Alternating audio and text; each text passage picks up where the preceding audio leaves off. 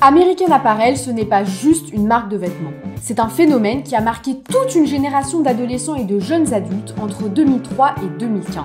Alors vous vous demandez peut-être pourquoi tout le monde en était dingue? Eh bien tout simplement parce qu'American Apparel c'était le rêve. Il proposait des vêtements basiques, made in USA, aux coupes parfaites et aux couleurs aussi classiques que flashy, tout ça à prix abordable. Et surtout, c'était l'une des premières marques à prôner l'inclusivité avec des campagnes qui se voulaient libres, provocantes, peut-être parfois trop provocantes, mais bref, sur le papier c'était la marque parfaite et son succès semblait inarrêtable. Enfin, inarrêtable jusqu'à ce qu'elle dépose le bilan et que toutes les boutiques ferment en 2017. Bonjour, j'espère que vous allez bien.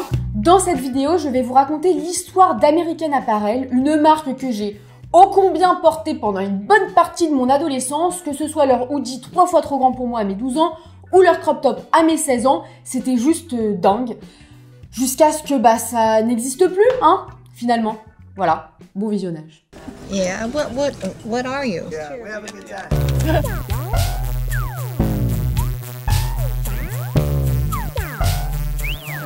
Swear to God, I'm the craziest cat in the LA schmata industry. Yeah, this is what I do.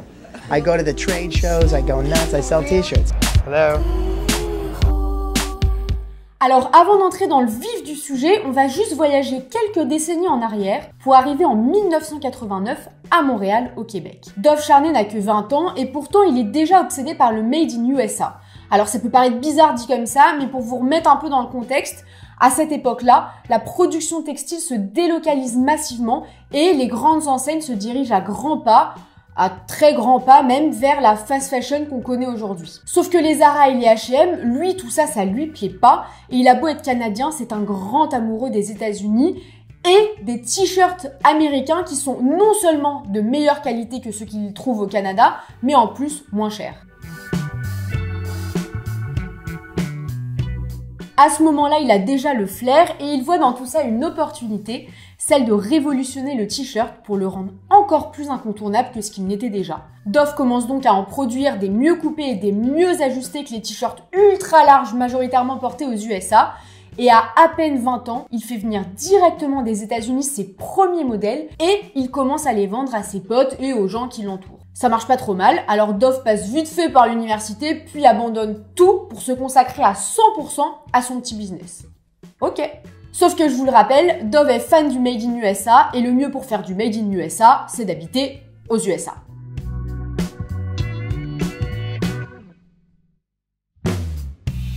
Son père lui prête alors 10 000 $, pas dégueu, et il part s'installer en Caroline du Sud, là où la production de t-shirts est selon lui la plus qualitative. Et c'est une très bonne idée de bouger là-bas puisque le fait d'être sur place lui permet de comprendre comment tout fonctionne, que ce soit la fabrication ou la commercialisation de vêtements éthiques et produits localement. Et pendant tout ce temps-là, la délocalisation des marques de vêtements continue de s'intensifier. Mais Dov, lui, il décide de rester à contre-courant de tout ce qui est en train de se passer dans l'industrie. Là où pour beaucoup d'entreprises, la productivité prime sur les conditions de travail des employés, et notre cher Dov prend le parti de faire autrement. Les salariés sont payés 2 fois plus que la moyenne. Bien. Ils ont une couverture santé. Bien. Des congés payés. Ok. Et si vous avez envie de monter en grade au sein d'American Apparel, pas besoin de diplôme, il faut juste travailler dur. Bon, sur cet aspect-là, on comprendra par la suite que c'est un peu plus compliqué et que c'est finalement pas si dingue que ça, mais le mec était quand même assez visionnaire. Bref, revenons-en à nos moutons.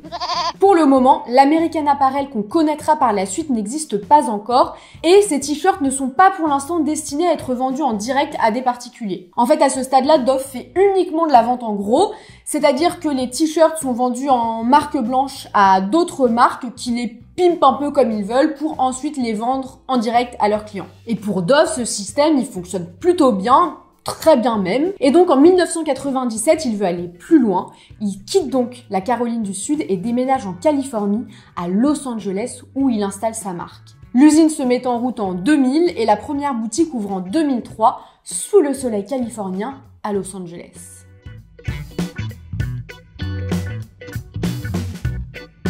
American Apparel est née, une marque de vêtements basiques et de qualité, déclinée dans de nombreuses couleurs, à prix abordable et dans un univers californien.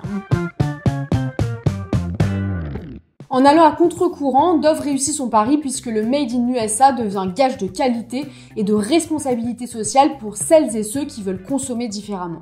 Some of these people have probably worked at other shops. Yeah. And if you know anything about the apparel industry, it's a sub-minimum wage, not paying overtime, working long hours.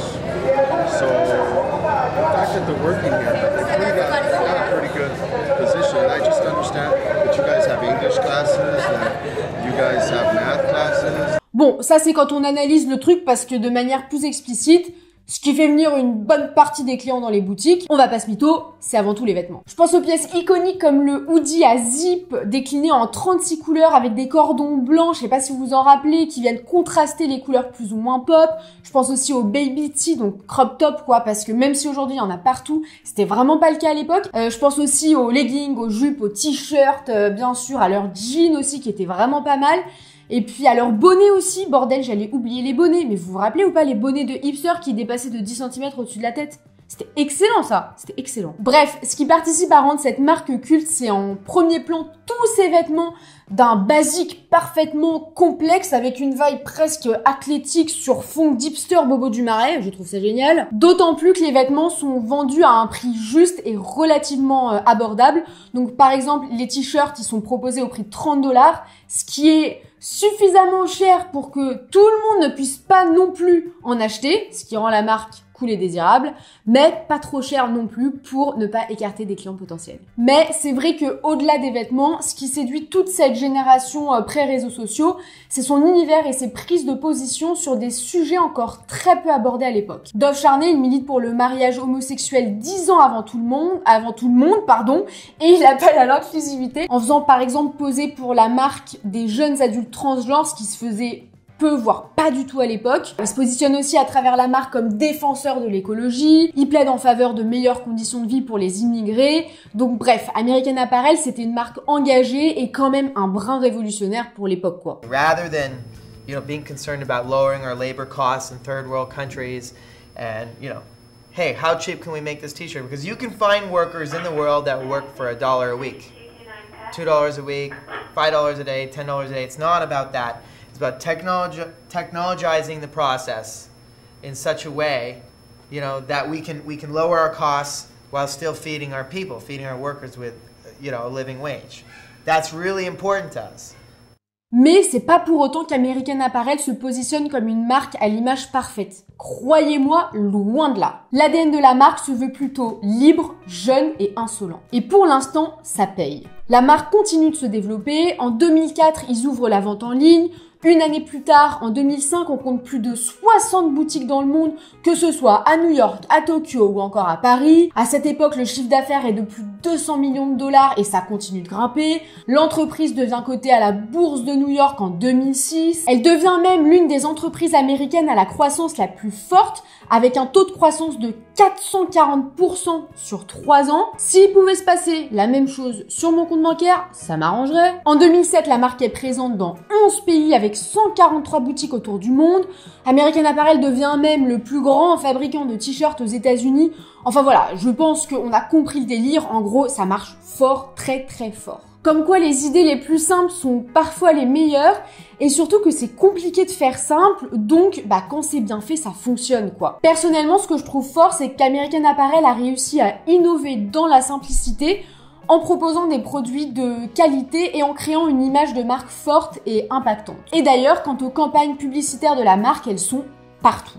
Dans les magazines, sur les panneaux d'affichage, sur les vitrines des boutiques bien sûr, et surtout, elles captent l'attention. En fait, Dove mise tout sur la beauté naturelle et il a l'audace de ne pas prendre de mannequins pro pour ses campagnes, mais tout simplement les employés de ses boutiques. Alors oui, ce qui est bien, c'est que ce sont des photos brutes avec des modèles non retouchés, mais elles sont néanmoins très sexualisées dans des poses qui sortent parfois un peu de l'ordinaire et ça commence à faire parler. En bien comme en mal. Certains voient ça comme une révolution dans la mode, un retour à l'authenticité, tandis que d'autres sont choqués par ces pubs à la limite de l'acceptable. C'est d'ailleurs ce qui rend American Apparel si unique et si controversée, une marque qui se fiche des normes et qui attire autant qu'elle repousse.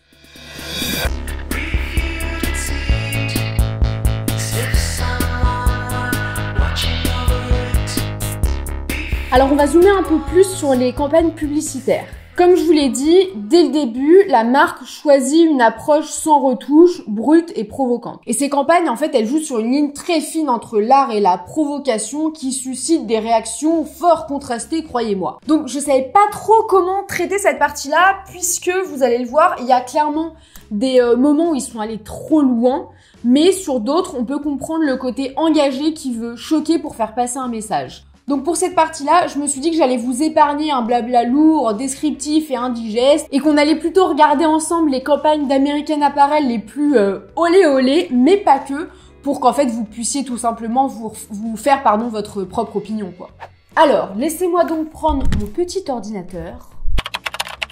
Alors vous m'en voudrez pas, je vais sûrement flouter certaines choses au montage parce que déjà je sais pas qui regarde ma vidéo et surtout j'ai pas envie de me faire démonétiser non plus, donc voilà. Alors donc j'ai classé les images, on va dire, enfin les campagnes en trois catégories principales, celles que je trouve plutôt ok, on va dire, celles que je trouve plus olé olé et qui peuvent sans grand doute être bien critiquables. Et puis, d'autres campagnes pour la collection hommes, enfants, et d'autres campagnes spécifiques qui ont fait polémique, mais enfin des trucs un peu plus spécifiques, quoi, voilà. On commence soft avec les campagnes que j'ai catégorisées comme ok. Je trouve qu'on retrouve une vibe un peu à la Terry Richardson, et vous le verrez dans les images qui suivront d'ailleurs. D'ailleurs, Terry Richardson, c'est je le prononce extrêmement mal, mais bref, c'est un photographe qui a été très controversé également. Franchement, j'aime bien, alors pas Terry Richardson qui a été controversé, hein, je parle pas de ça, je parle vraiment des campagnes. Bon, j'aimais déjà bien à l'époque, mais c'est vrai que le côté brut est hyper cool. C'est un peu sexy, mais sans être trop non plus, et peut-être qu'ils auraient mieux fait de s'arrêter là d'ailleurs, c'était peut-être suffisant. Parfois, il faut pas aller chercher midi à 14h. Ah ouais, celle-là, je la trouve excellente. Tight, ça fait un peu Jane Fonda, délire aérobique et tout, je trouve ça hyper cool. Bon là on voit un peu potin, mais je trouve que ça reste correct, honnêtement. Enfin moi en tout cas ça me choque pas, après je sais pas vous. Voilà, bon, c'est pas plus qu'une pub pour des collants, quoi, si vous voulez. Ou des sous-vêtements, d'ailleurs. Il y a aussi des campagnes avec des personnes âgées, ce qui se faisait peu à l'époque, je crois. Et donc, je trouve ça assez cool aussi. Et puis, il y a aussi eu des campagnes pour les enfants. Donc ici, on a un jeune garçon qui porte un t-shirt avec écrit lesbienne, gay, etc. Donc, dans la même lignée de ce dont on parlait, avant sur le fait de répandre un message d'inclusion et de défendre des sujets qui étaient peu abordé à l'époque. Et puis en 2012-2013, American Apparel avait aussi lancé une campagne qui visait à défendre le mariage homosexuel pendant tous les débats en fait sur la loi par rapport au mariage homosexuel et tout. Donc avant ça, ils ont distribué des t-shirts gay ok, et je me rappelle de ça d'ailleurs. J'étais allée en chercher à la boutique du Marais avec des copines. Je me demande s'ils les donnaient pas gratuitement, et j'en ai un chez mes parents, mais je ne l'ai pas retrouvé, je voulais trop le prendre pour la vidéo. Il y avait un truc trop sympa, on allait chercher les t-shirts et tout, et donc ça ouais, c'était 2012-2013. Voilà, donc il y a eu plein de choses diverses comme ça, et puis les amis, on va passer au trash, on va passer au olé olé quoi, hein. Bon, alors, par quoi on va commencer?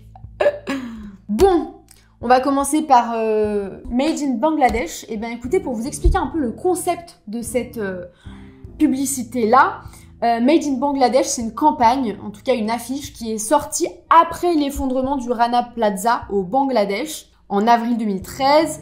Et donc, American Apparel, ils n'ont pas trouvé de meilleure idée que de placarder dans les rues l'image d'une fille topless au sein couvert de l'inscription Made in Bangladesh, alors qu'il y a un drame qui venait de se passer, quoi. Voilà. Bon, c'est... ouais... Je sais pas. Controverse, on va dire. Controverse, hein. Bon, dites-moi ce que vous en pensez, vous, en commentaire. Après, ils ont fait aussi pas mal de campagnes où il y avait écrit « Meet », le nom d'une personne, et « Now Open ». Et donc ça, c'était en fait bien souvent pour l'ouverture des boutiques. Et donc, ils mettaient une de leurs vendeuses, par exemple, pour dire rencontrer, je sais pas, par exemple, moi, Naomi. Et puis ensuite, Now Open, mais du coup, ça voudrait dire que Naomi est par exemple avec les jambes écartées. Bon, c'est un peu ostentatoire quand même, hein, on va pas déconner. Et puis d'ailleurs, il y a même une ancienne employée qui a raconté que des personnes appelaient souvent le numéro qui était mis sur l'affiche Now Open en pensant que c'était un service d'escorte.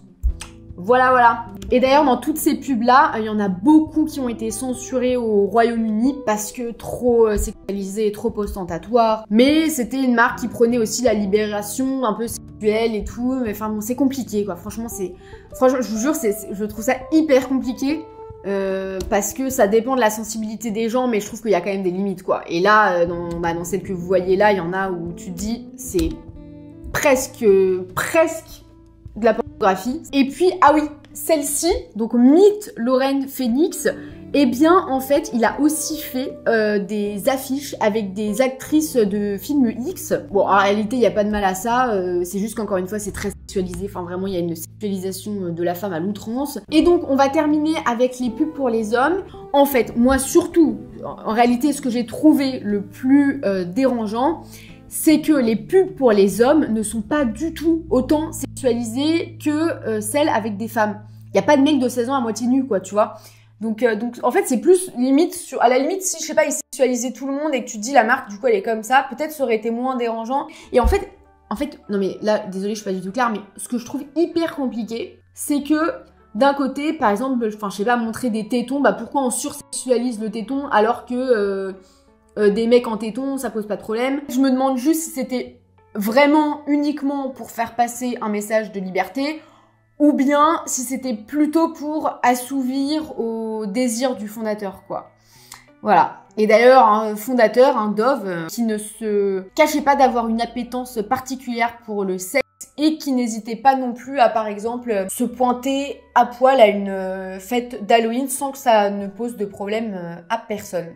Enfin, non, c'est pas forcément sans que ça ne pose de problème à personne, mais en tout cas sans que personne n'ose dire quelque chose. Parce que je vous rappelle qu'on est dans un contexte pré-MeToo, hein, donc c'était quand même, même si c'était il y a pas si longtemps, c'était quand même il y a quelques années, quoi. Il s'est passé des choses, si vous voulez, depuis le temps. Donc un contexte pré-MeToo, presque pré-réseaux sociaux, parce que bon, il y avait déjà Facebook, mais Instagram, c'est arrivé qu'en 2010, hein, donc à cette époque, bah, des personnes telles qu'un Harvey Weinstein, hein, le meilleur exemple finalement, bon, bah lui, à cette époque-là, il vit sa meilleure vie. Voilà, il fait toutes ses horreurs et personne ne lui dit rien, quoi. Donc bon, c'était un peu ça quand même le contexte. Il y avait beaucoup de choses qui étaient mises sous le tapis. Et puis, c'était un peu l'époque aussi quand même du oh, tu sais, il est comme ça. Hein, bon, voilà. Donc c'était un peu ça, quoi. Of course, the girl wants you. I want it all. And it happens, some guys... Essential, right? So, yeah, girls want me, man. Okay. Girls want me. It's not my fault. Enfin bon, je m'égare un peu, pardon, mais quoi qu'il en soit, ce type de campagne est fort controversé. Et même si elles ont grandement participé à construire l'image rebelle d'American Apparel, elles commencent aussi à nuire sérieusement à sa réputation. We have like another 1 million to go until we're really free. And then we're gonna have a huge smoke out with the president. I'm inviting President Clinton. He's the man. He is my president. Because you know what? He masturbates. He's like me. He loves chicks. He loves fantasy. You know, he likes smart women like Hillary. And you know, he wants it all. I love that guy. What a fucking genius. And he cares about the people. I aspire to be like him. You know, he pushed it to the edge, but he pulled it together. He's the first president, come on, to admit doing phone sex. Incredible. Pour American Apparel, la réputation de Dove Charney devient de plus en plus difficile à défendre. Parce que des rumeurs sur lui, il y en a plein. Entre des accusations de harcèlement sexuel qui commencent à sortir, des photos compromettantes, de l'exhibitionnisme et des histoires de management chaotiques, Charney semble se prendre pour le maître du monde et n'être pas aussi parfait que ce qu'il prétend. En fait, c'est un PDG qui dirige tout en se fichant des règles de base. Vous vous rappelez quand je vous ai dit que pour monter en grade dans l'entreprise, il n'y avait pas besoin de diplôme, mais juste de travailler dur? Bah du coup, les vacances, c'est apparemment optionnel, mais par contre, si c'est pour manifester pour les sans-papiers, là, on peut t'autoriser à poser des jours de congé. Donc, c'est compliqué de se positionner. Un exemple assez dingue de l'ambiance qui régnait chez American Apparel, c'est ce que raconte Kate Flannery. Elle bosse là-bas entre 2004 et 2008, d'abord comme vendeuse, puis elle grimpe les échelons et devient responsable des embauches. Donc son taf, c'est de repérer la American Apparel girl, une fille d'ailleurs mignonne, un peu rétro, pas trop sophistiquée mais quand même cool. Et donc Kate, elle saute d'une boutique à l'autre pour recruter des employés qui collent pile à l'image des symboles de la marque. Alors dans un sens, embaucher du personnel qui colle à l'image de la marque, honnêtement, ça me choque pas plus que ça parce que je pense que ça se fait partout, tant que c'est pas discriminant non plus, bien sûr. Sauf que très vite, elle capte que le job, c'est aussi de gérer des trucs beaucoup plus chelous.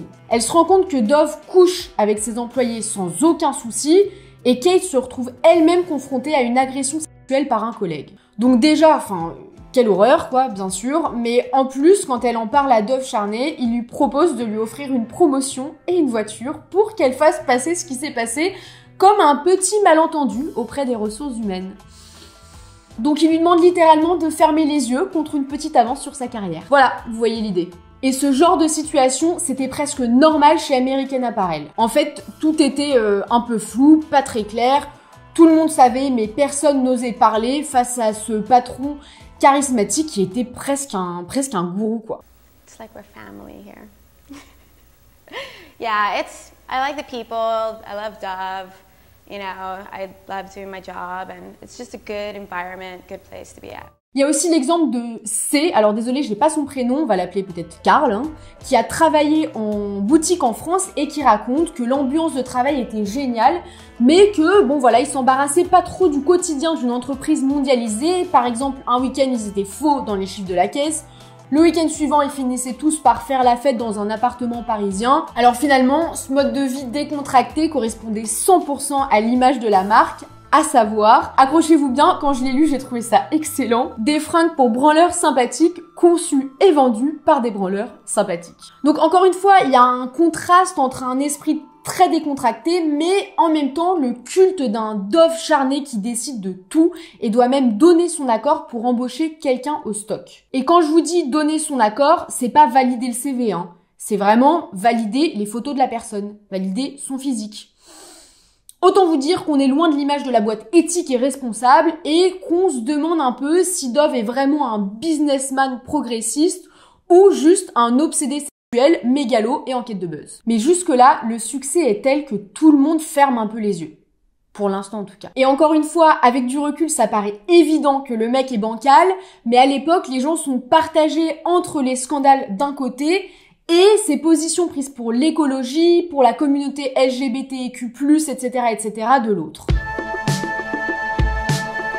Les choses basculent vraiment à partir de 2009 et vous allez voir qu'il y a beaucoup de bordel qui s'accumule. Une enquête de l'ICE, Immigration and Customs Enforcement, révèle que 1500 employés de l'usine de Los Angeles sont sans papier, ce qui force American Apparel à licencier un quart de ses effectifs et donc de fait la production baisse. Il y a aussi la concurrence violente de la fast fashion qui commence à vraiment se faire sentir et avec les conséquences de la crise des subprimes, laissez-moi vous dire que ça fait très mal. Et en parallèle, American Apparel accumule les dettes, mais Dove, fidèle à lui-même, continue de gérer l'entreprise comme si de rien n'était. Non seulement près de 40 millions de dollars sont déboursés en frais d'avocat pour le défendre face à toutes ces accusations, mais en plus, il change de directeur financier plus de 4 fois entre 2008 et 2012, ce qui fait baisser de plus en plus la confiance des investisseurs. Logique. Les actionnaires injectent quand même des millions pour colmater les brèches, mais avec ce micmac de polémiques liées aux pubs, d'accusations de harcèlement sexuel et de mauvaise gestion de l'entreprise, etc., ça suffit pas. Puis en 2014, c'est le clash final. De nouvelles accusations de harcèlement explosent et des photos de Charney nus font le tour d'internet. Pour les actionnaires, c'est la goutte de trop. Dove Charney, qui détient à cette époque moins de la moitié des parts, est viré de l'entreprise qu'il a lui-même fondée. Mais Charney conteste son licenciement et affirme qu'il s'agirait d'un coup monté pour le déposséder de son empire.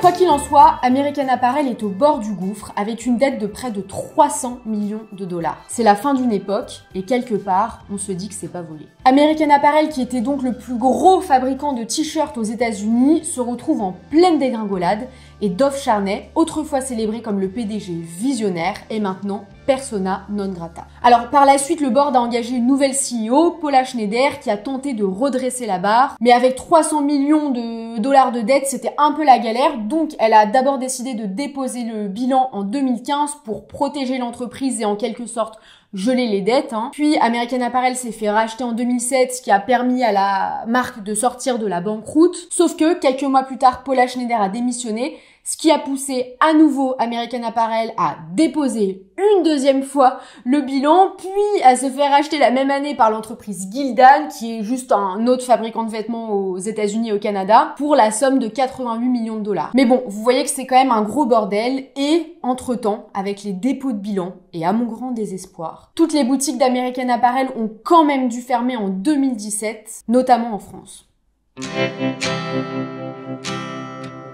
Alors aujourd'hui, American Apparel existe encore, sauf que c'est uniquement en ligne. Et puis, pour être honnête, ça n'a rien à voir. Il y a vraiment 4 pauvres t-shirts qui se battent en duel sur le site, quoi. Donc bon, j'ai quand même espoir qu'un jour ils ressortent des modèles iconiques qu'on voyait en boutique à l'époque, même si j'ai de gros doutes, on va pas se mytho. Et pourquoi pas toujours avec cette image de liberté, mais sans toutes les dérives, franchement. Quoi qu'il en soit, on retiendra que même si American Apparel a disparu de nos rues, son héritage reste bien vivant dans la mode d'aujourd'hui, hein, ça c'est clair. La marque a été pionnière sur de nombreux aspects, elle a brisé les codes de la publicité en osant montrer des corps naturels, sans retouche, et en mettant en avant des personnes issues de diverses communautés. Et quand on repense également au Made in USA, ou même au Made in local, hein, plus globalement, bah, c'est carrément revenu sur le devant de la scène du fait d'une prise de conscience autour des questions éthiques et environnementales, hein, j'ai pas besoin d'épiloguer là-dessus, ça on le sait. Et puis rien que sur ce qui est des vêtements, les designs qu'ils ont créés à l'époque, on les voit encore aujourd'hui, sauf qu'ils sont repris par d'autres marques. Mais les bodys, les petits t-shirts près du corps, etc., on en voit partout, j'en porte d'ailleurs même un maintenant. Donc tout ça, on peut pas l'enlever à cette marque-là. En revanche, l'histoire d'American Apparel nous rappelle aussi l'importance de la responsabilité dans la communication et dans le leadership d'une entreprise, mais aussi les limites de la provocation et tout simplement l'importance de respecter la loi, quoi. À partir du moment où la liberté individuelle porte atteinte à la liberté des autres, c'est qu'il y a un problème. En fin de compte, American Apparel, c'est une marque qui a marqué son époque, pour le meilleur et pour le pire.